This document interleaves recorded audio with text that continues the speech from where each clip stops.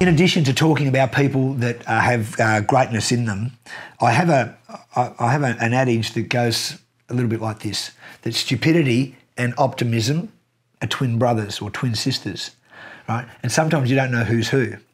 So it's very, very important that when we're being truthful with ourselves, that we're not denying ourselves what is really truthful. And sometimes you might actually need to be speaking to, maybe 2 or 3 of your closest friends and asking them for an opinion, right? And people that actually really love you enough to be brutally honest with you and tell you how things are and let you know that, you might not be on track. Or yes, you are, you're doing great. And there is, the question came up the other day when we were having dinner with a couple of mates of mine. How honest do we need to be with our friend who we think is off track? That's a question that a lot of us at some stage in our lives with our friends, we're going to be encountered. Do we know that someone is, someone's wife is playing up on them, or do we know that someone is using drugs and they're off track? Do we know that someone is drinking too much alcohol? A whole range of things.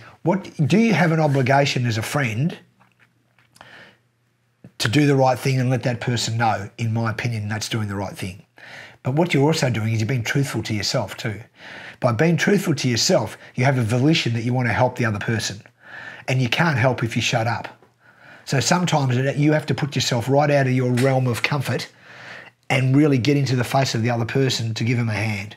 And that takes a lot of courage, because you know that the effect could be a burn-off, that they could just burn you, right? So there can be an attrition factor with that. But you have an obligation that everyone around you, you need to make sure that you can bring them up and help them aspire to who they really want to be.